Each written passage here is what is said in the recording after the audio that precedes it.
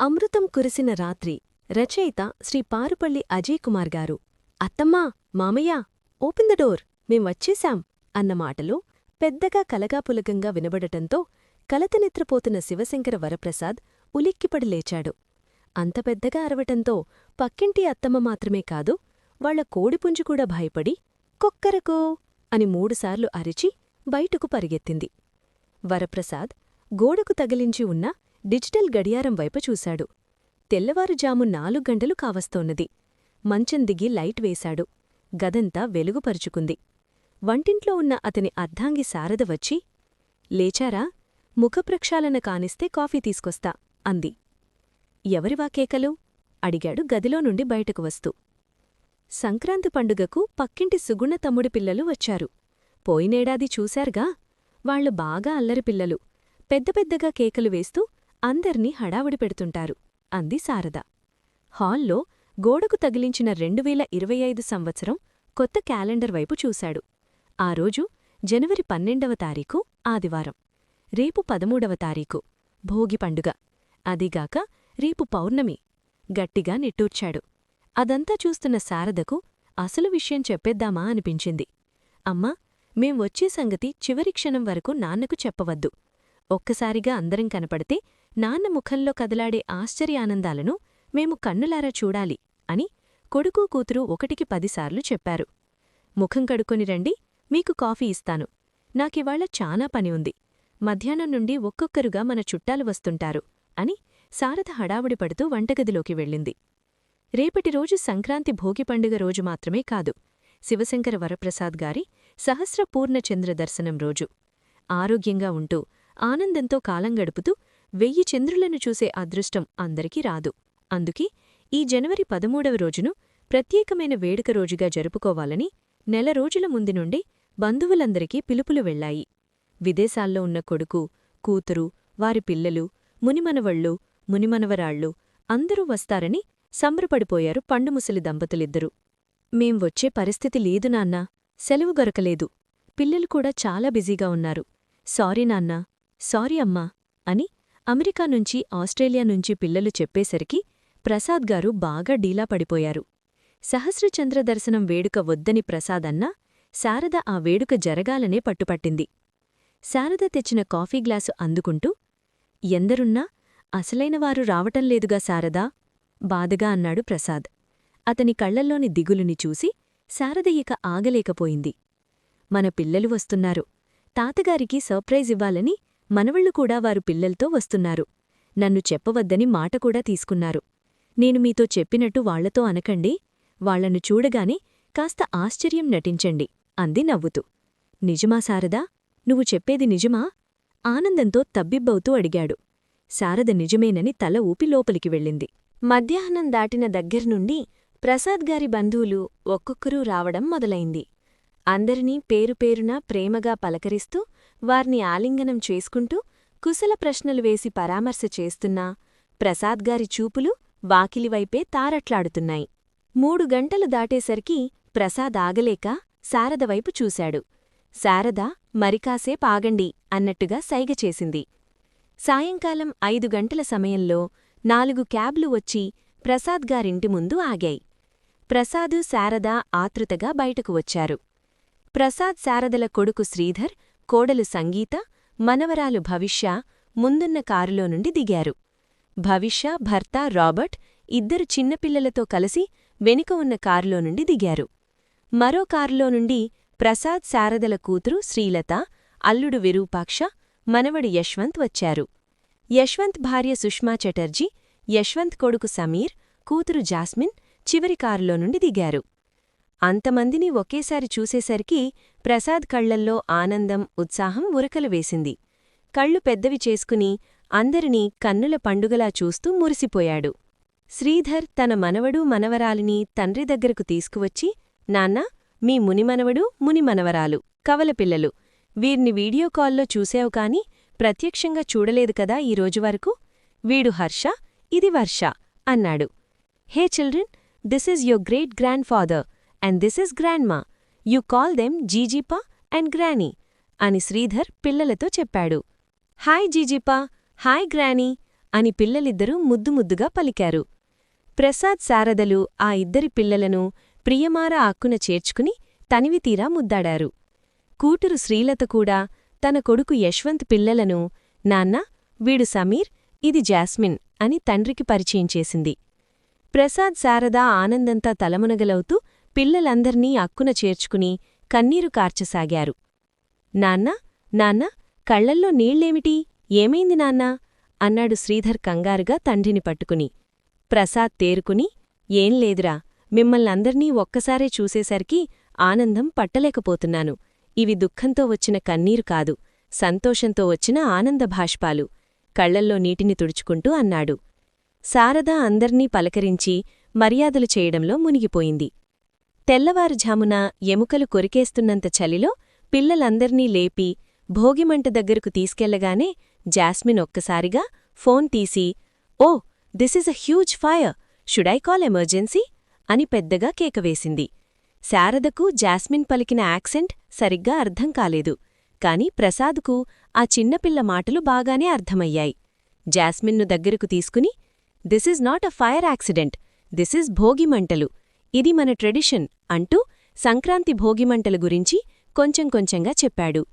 జాస్మిన్కు ఏం అర్థం కాక చిన్న నవ్వుతో తల ఊపి తండ్రి దగ్గరకు వెళ్లి అతని చెవిలో గుసగుసలాడింది.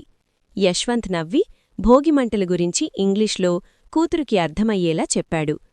పాత కట్టెలు పాత సామాన్లు మంటల్లో వేసే పెద్దలను చూస్తూ in America we recycle, here you burn everything అన్నాడు Harsha. Mom, is that allowed fire on the street అని వర్ష సందేహంతో తల్లినడిగింది. శ్రీధర్ లేచి నిలబడి భోగిరోజున పాతబట్టలు పాడైన వస్తువులను భోగిమంటలో వేయడం మన ఆనవాయితీ, ఇది పాత సంవత్సరానికి వీడ్కోలు పలికి కొత్త సంవత్సరాన్ని స్వాగతించడం వంటిది. భోగిమంటల్లో పనికిరాని పాత వస్తువులను వేయడం వల్ల ఇల్లు శుభ్రంగా తయారవుతుంది. దక్షిణాయనంలో పడిన కష్టాలను చెడు అలవాట్లను అగ్నిదేవుడికి ఆహుతి చేసి ఉత్తరాయనంలో సుఖ సంతోషాలు ఆరోగ్యం పొందాలని కోరుకోవడం ఈ భోగిమంటల వెనుక ఉన్న పరమార్థం. ఇది తరతరాల నుండి వస్తున్న సాంప్రదాయం, ఇది మన సంస్కృతి అని పిల్లలందరికీ తెలిసేలా భోగిమంటల గురించి సంక్రాంతి పండుగ గురించి వారికి అర్థమయ్యేలా ఇంగ్లీష్లో చెప్పాడు. సమీర్ వెంటనే లోపలికి వెళ్లి ఓ బ్యాగ్ తీసుకొచ్చి these are my past year homework tensions అని ఆ బ్యాగును మంటల్లో వేశాడు. అందరూ పెద్దగా నవ్వారు ఆ పిల్లవాడు చేసిన పనికి. మధ్యాహ్నం దాటిన దగ్గర్నుండి ప్రసాద్ గారి బంధువులు ఒక్కొక్కరూ రావడం మొదలైంది. అందరినీ పేరుపేరునా ప్రేమగా పలికరిస్తూ వారిని ఆలింగనం చేసుకుంటూ కుశల ప్రశ్నలు వేసి పరామర్శ చేస్తున్నా ప్రసాద్ గారి చూపులు వాకిలివైపే తారట్లాడుతున్నాయి. 3 గంటలు దాటేసరికి ప్రసాద్ ఆగలేట శారదవైపు చూశాడు. శారద మరికాసేపు ఆగండి అన్నట్టుగా సైగ చేసింది. సాయంకాలం 5 గంటల సమయంలో 4 క్యాబ్లొచ్చి ప్రసాద్ గారి ఇంటి ముందు ఆగాయి. ప్రసాద్ శారద ఆతృతగా బయటకు వచ్చారు. ప్రసాద్ శారదల కొడుకు శ్రీధర్, కోడలు సంగీత, మనవరాలు భవిష్య ముందున్న కారులో నుండి దిగారు. భవిష్య భర్త రాబర్ట్ ఇద్దరు చిన్నపిల్లలతో కలిసి వెనక ఉన్న కారులో నుండి దిగారు. మరో కారులో నుండి ప్రసాద్ శారదల కూతురు శ్రీలత, అల్లుడు విరూపాక్ష, మనవడు యశ్వంత్ వచ్చారు. యశ్వంత్ భార్య సుష్మా చటర్జీ, యశ్వంత్ కొడుకు సమీర్, కూతురు జాస్మిన్ చివరి కారులో నుండి దిగారు. అంతమందిని ఒకేసారి చూసేసరికి ప్రసాద్ కళ్లల్లో ఆనందం, ఉత్సాహం ఉరకలు వేసింది. కళ్ళు పెద్దవి చేసుకుని అందరినీ కన్నుల పండుగలా చూస్తూ మురిసిపోయాడు. శ్రీధర్ తన మనవడు మనవరాలిని తండ్రి దగ్గరకు తీసుకువచ్చి నాన్నా, మీ మునిమనవడు మునిమనవరాలు కవలపిల్లలు, వీరిని వీడియోకాల్లో చూశావు కాని ప్రత్యక్షంగా చూడలేదు కదా ఈరోజు వరకు, వీడు హర్ష, ఇది వర్ష అన్నాడు. Hey children, this is your great grandfather and this is grandma, you call them GGpa and granny అని శ్రీధర్ పిల్లలతో చెప్పాడు. హాయ్ జీజీపా, హాయ్ గ్రానీ అని పిల్లలిద్దరూ ముద్దుముద్దుగా పలికారు. ప్రసాద్ శారదలు ఆ ఇద్దరు పిల్లలను ప్రియమార హక్కున చేర్చుకుని తనివితీరా ముద్దాడారు. కూతురు శ్రీలత కూడా తన కొడుకు యశ్వంత్ పిల్లలను నాన్నా, వీడు సమీర్, ఇది జాస్మిన్ అని తండ్రికి పరిచయం చేసింది. ప్రసాద్ శారద ఆనందంతో తలమునకలవుతూ పిల్లలందర్నీ అక్కున చేర్చుకుని కన్నీరు కార్చసాగారు. నాన్నా నాన్నా కళ్లల్లో నీళ్లేమిటి, ఏమైంది నాన్నా అన్నాడు శ్రీధర్ కంగారుగా తండ్రిని పట్టుకొని. ప్రసాద్ తేరుకుని ఏం లేదురా, మిమ్మల్నందర్నీ ఒక్కసారి చూసేసరికి ఆనందం పట్టలేకపోతున్నాను, ఇవి దుఃఖంతో వచ్చిన కన్నీరు కాదు, సంతోషంతో వచ్చిన ఆనందభాష్పాలు కళ్లల్లో నీటిని తుడుచుకుంటూ అన్నాడు. శారద అందర్నీ పలకరించి మర్యాదరి చేయడంలో మునిగిపోయింది. అమెరికాలో ఆస్ట్రేలియాలో పుట్టిపెరిగిన పిల్లలు మొదటిసారిగా భోగిమంటలు చూసి తెగ ఆశ్చర్యపోతూ తర్వాత సంబరపడిపోతూ భోగిమంటలు చుట్టూ తుడుగుతూ గంతులు వేస్తూ అల్లరి చేయసాగారు. మంచంమీద నెమ్మదిగా కూర్చొని ప్రసాద్ కూతురు అందించిన హార్మోనియం పెట్టెను అందుకుని సహస్ర చంద్రదర్శనం ఎన్ని జన్మల పూజాఫలమో అంటూ హార్మోని వాయిస్తూ మధురంగా పాడి వినిపించారు. ఆ పాటను వింటూనే శారద కళ్లల్లో ఆనందబాష్పాలు ముత్యాలై మెరిశాయి. అందరూ చప్పట్లతో అభినందనలు తెలిపారు. సూర్యోదయానికి ముందే పల్లెలో సంక్రాంతి శోభ మొదలైంది. అందరూ ఇళ్ల ముందున్న వాకిళ్లు చిమ్మి పేడకళ్లాపి చల్లారు. పెద్ద పెద్ద రంగవల్లులు వేసి రంగులతో తీర్చిదిద్దారు. వాటి మధ్యలో గొబ్బెమ్మల నుంచి పూలు పెట్టి నవధాన్యాలతో అభిషేకించారు. విదేశాల నుండి వచ్చిన ఆ చిన్నపిల్లలకు ప్రతీదీ ఓ వింతగా అనిపించేది. వారి తల్లిదండ్రులను అడిగి తెలుసుకోవడం మొదలుపెట్టారు. హరిలో రంగహరి అని పాటుపాడుతూ చిడతలు వాయిస్తూ హరిదాసు రాగానే శారద మాణికలో బియ్యం నింపి ఇచ్చి హరిదాసుకి ఇచ్చి రమ్మని పంపింది. ఆ బియ్యాన్ని హరిదాసు నెత్తిమీద ఉన్న అక్షయపాత్రలో పోయడం వారికి భలే ఆనందాన్నిచ్చింది.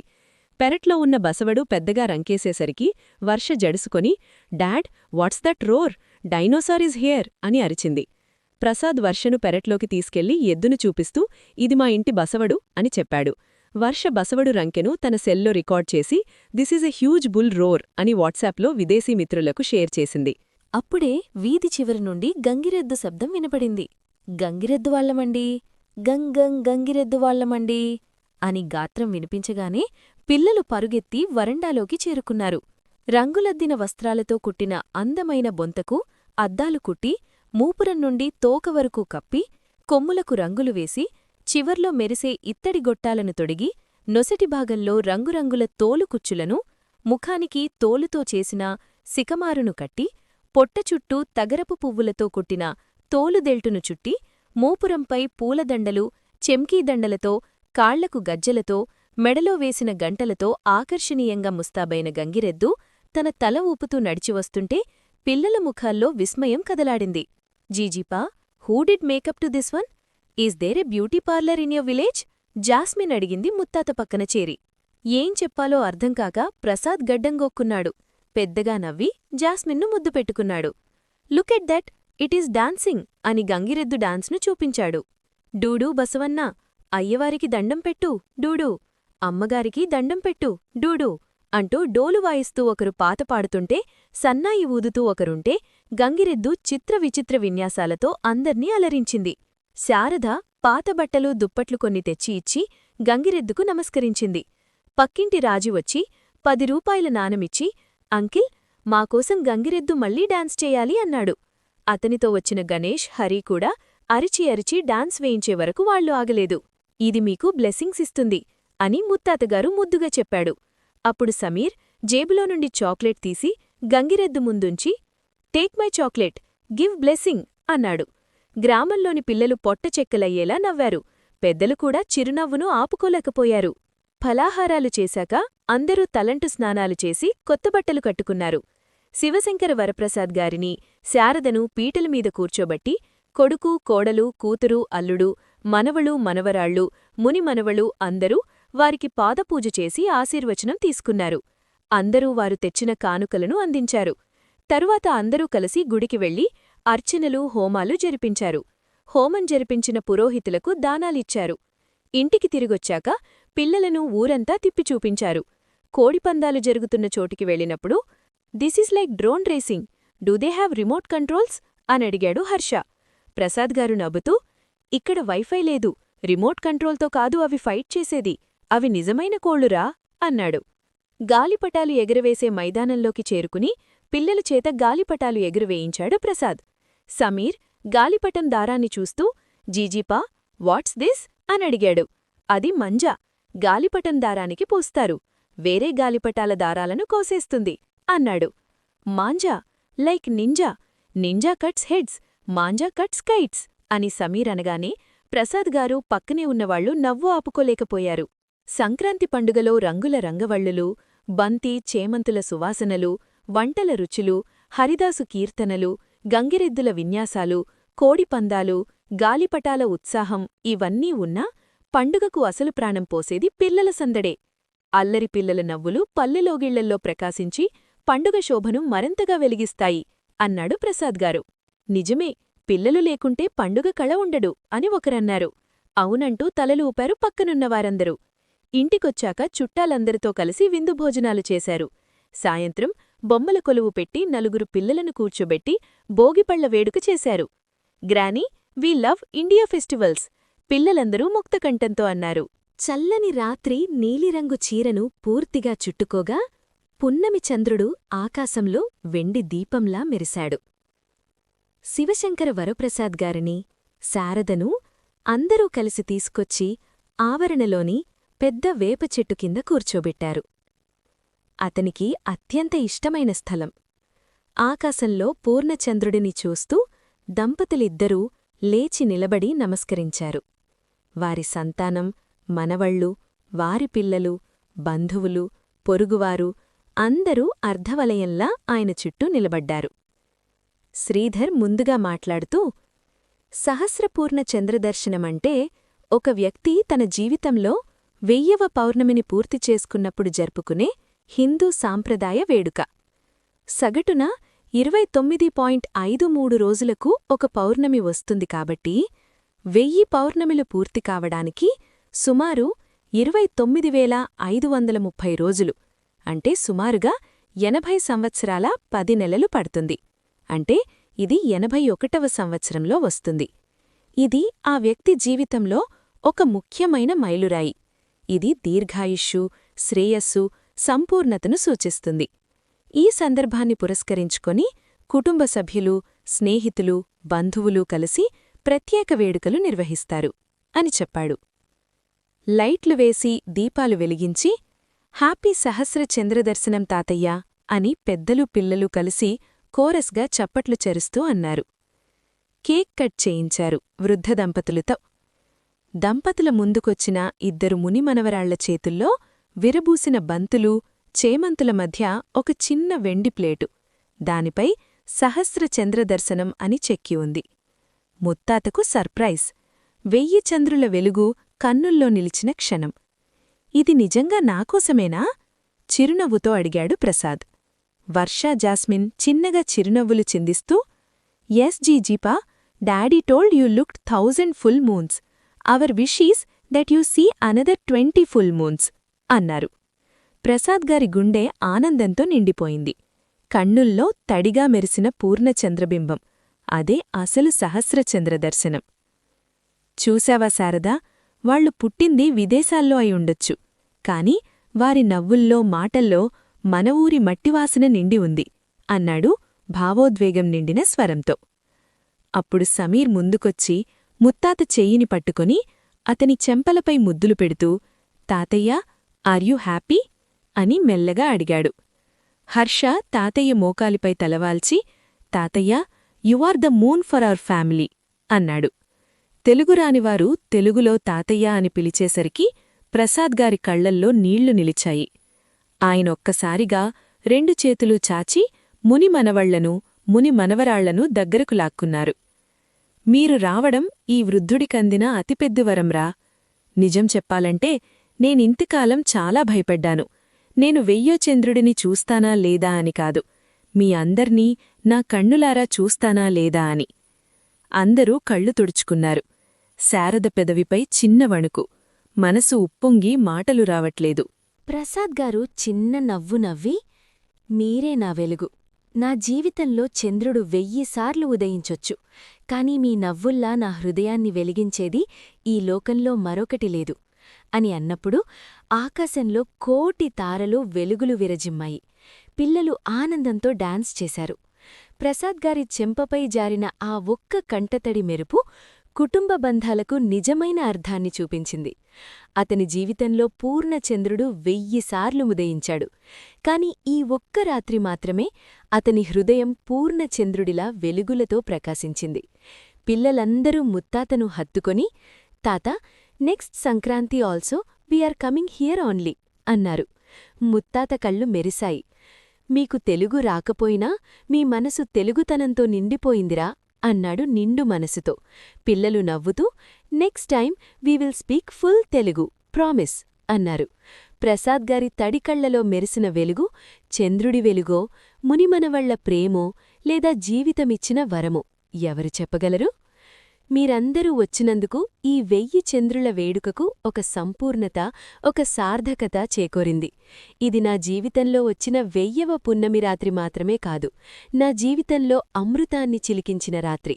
అవును, ఇది వెన్నెల కురిసిన రాత్రి కాదు, అమృతం కురిసిన రాత్రి నెమ్మదిగా అన్నాడు ప్రసాద్. మునిమనవళ్ల అల్లలి, పెద్దల నవ్వులు, పూర్ణచంద్రుడి వెన్నెల, పండగ శోభ అన్నీ కలిసి ఆ ఇంట్లో 1000 పున్నముల వెలుగును నింపాయి. కథ సమాప్తం. కథ విన్నందుకు ధన్యవాదాలు. మరిన్ని చక్కటి కథల కోసం, కవితల కోసం, ధారావాహికల కోసం మనతెలుగుకథలు.com సందర్శించండి. థాంక్యూ.